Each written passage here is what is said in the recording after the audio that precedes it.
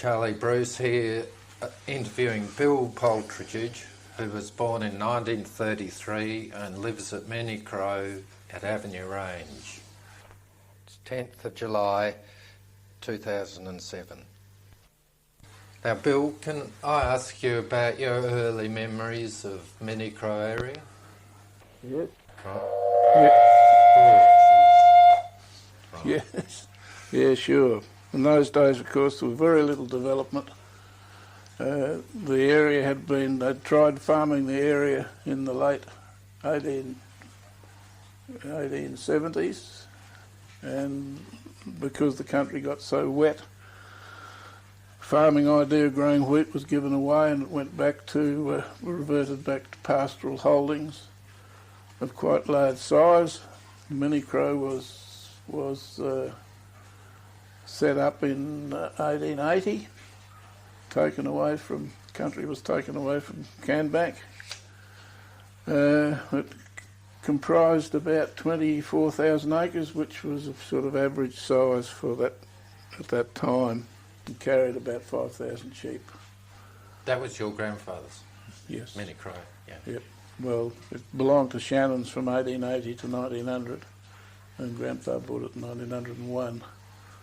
And of interest to you, Charlie, is that Five Ash in 1900, from 1880 to 1900, carried 1,000 sheep. By 1950s, it had gone back to about 350 because of the scrubby stuff. The grass had gone, overstocking, millions of rabbits. And Out there with it? Oh yeah, on the banks. Boy, the place just moved. And the Jackie White drain, which emptied onto the flat behind, the carrying capacity had fallen, as I said, from 1,000 to about 350. And after the drains, subsidiary drains, the Jackie White Blackford drain was finished and the subsidiary drains went in, the country was able to be improved, and the carrying capacity increased immensely over the following years, from about 1970 on. The roads in those days were just scrub tracks, as I said. To get from Many Crow to Kalara in the winter time was very difficult. Jim Kelly used to come down past Many Crow to get to Kingston because he couldn't, there was no summer track from straight in. And on numerous occasions, we would, during the war, there'd be a bang on the back door around dark or after dark, and it'd be Jim. He'd been bogged down the road and had to come and ask Dad to get a draft horse out and pull him out. And yes, in those days it was a very interesting life as a youngster. We didn't attend a primary school, we did correspondence. Mum taught us, all of us, and I don't think we were very good pupils because we kept climbing out the bedroom window where our desks were in the bedroom our desks were in, climbed out the window and go chasing kangaroos or rabbits, and usually got a good hiding when we got home. Naturally, we weren't very good at getting on with, didn't know how to get on with people because we never saw anybody, and if a motor car pulled up at the back door, we'd all run around and look around the corner to see who it was, because motor cars, apart from the one Dad had, we weren't used to seeing people come or go past or call in once in a blue moon. No fridges, of course. Candles, no electric power, so we had candles and Coolgardie safe instead of, so you had a job to keep food fresh. Most of the vegetables were grown in the garden. What else could we had millions of chooks and ducks. What else can I say? Better switch it off. Grew a lot of your own veggies and stuff? Yeah, grew all the 90% of the vegetables and all our own meat, of course. And Did you live on rabbits and ducks and things much? Or? No, not rabbits. Used to shoot ducks, wild ducks. But no, we always ate mutton. If we at one stage during, they had a pig which gave us a bit of pork one time. But there were very few cattle, just milking cows. No beef cattle. So we grew up on mutton. Yeah. And occasionally we might eat a rabbit, but not very often. I can't. Yeah. Bill, can you tell us what the country was like when you started developing it? Yes, some of it had been ploughed very deeply in one-chain lands, which you could clearly see back in the 1870s when they tried to grow wheat. You could clearly see the lands which were a chain in width.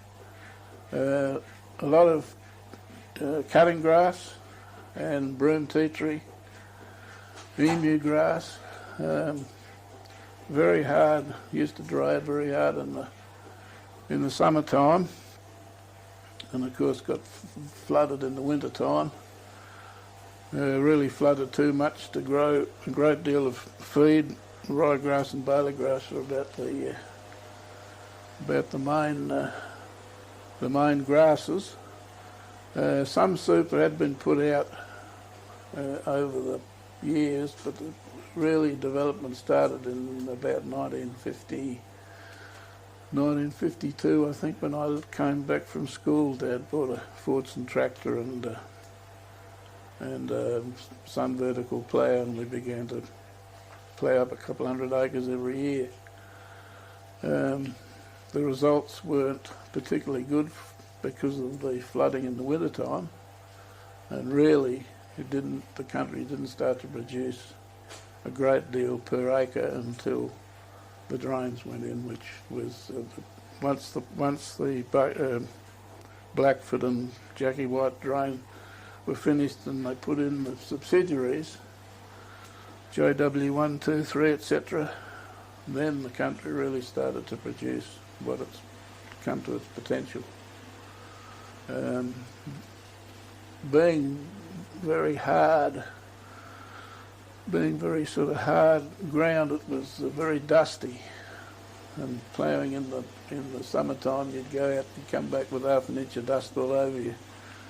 These days, of course, and of course it took to do 200 acres with a 5-furrow plough and a little Fordson took a long time. Nowadays we go out with 200 horsepower and 20 feet and you do it in 5 minutes. 5 minutes sort of thing. Yeah. I think the potential here is not been realised yet.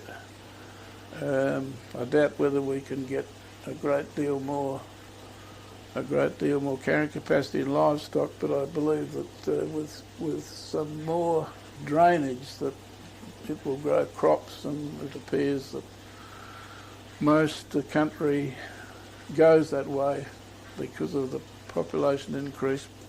People have to, they need bread and etc. to survive. And when you were ploughing the country and seeding it, did you used to lug those big bags of soup around? Oh yes, 112 to the tonne, and very, very heavy, you know. But you got breaking things. You got used to doing it. You learned how to swing them on your knee. You couldn't pick them. Well, you could pick them up, but you wouldn't break your back. But you learn to swing them on your knee, where today's bags of 50 kilos, to me, are harder to use because you pick them up and they're too small to swing properly. Yes, that used to be hard work. Very hard work. Mm-hmm. Bill, you were telling us about how you used to spread super in the old days. Yes, when I was a child, it was a horse, 2 horses in a trolley, with no springs, rough country, bouncing over cutting grass with a single bag spreader on the back, driven off one of the wheels. And Dad driving the thing, and my brother and I, not very old, I was probably 12 or 14, tipping bags of super into this hopper, and man, it was rough. Bill, can you tell us about how the stock used to get their water? Yeah, sure. Well, nowadays, of course, it's all windmills and electric pumps in some cases, but in the old days, when I was a kid, it was all wedge holes, which were dug by hand with a crowbar and a pick and a shovel, because the water here is very close to the surface. In fact, if you dig a hole down 4 feet, you'll get water in it. They were very, I still think they were very good. We used to clean them out twice a year with a hand pump, standing up the back on the bank at the back, and you'd get yabbies and things like that out, come out through the pump, and we never had any trouble with stock getting poisoned or anything. I think they were very good.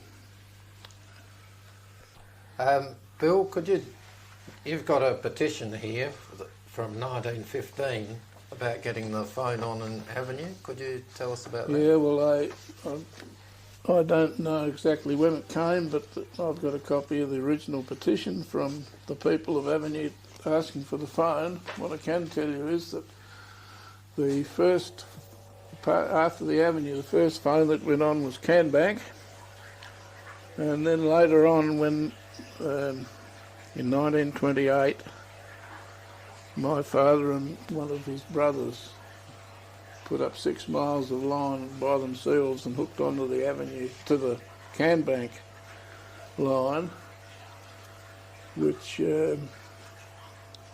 then from then on people added to it, Barnett's, Woods, and so on. So we had a party line. When you rang up, when you put the receiver up, if someone else was on it, you were supposed to put it down and not listen. And I have no doubt that there was a certain person down the line used to listen in all the time, but that's nothing to worry about. And that old line stayed in operation until the automatic went on in.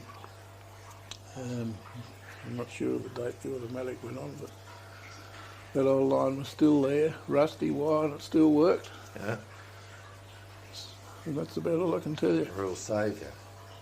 Yep. Bill, can you tell us about what the ducks were like in the old days and duck shooting?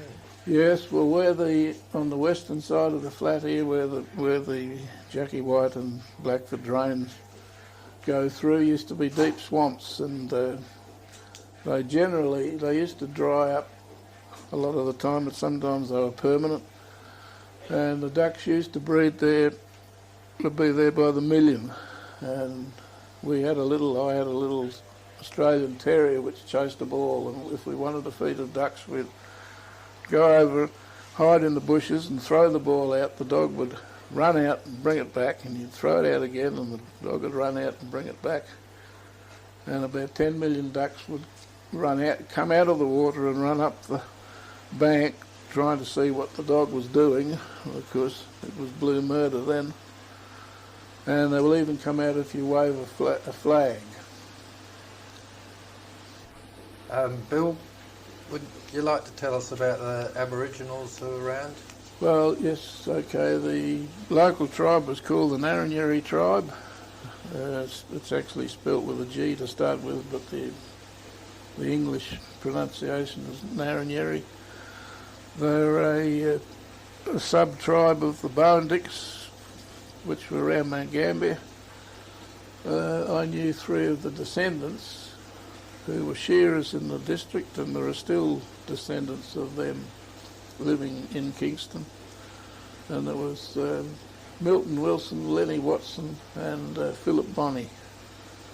And they were fine men. I remember them well shearing at Millicrow when I was a child. Bill, do you want to tell us about how the country's changed over the years from when it was settled? It comes from my father that originally it was open grassland, and the plains had a few big dryland tea trees and tree honeysuckles on them. After the Jackie White drain went in, it emptied out on the western side, just emptied out onto the western side of the flat, and had brought down saltwater tea trees and cutting grass, or actually what we call thatching grass. And within a few years, over on the west paddock, the northern half of the west paddock, was a mass of saltwater tea tree saplings, which until the drainage went in and the place was cleared, were there for all of the time that I can remember. So that while the drain helped further up the drain, it didn't help the mini crow Callira flats much.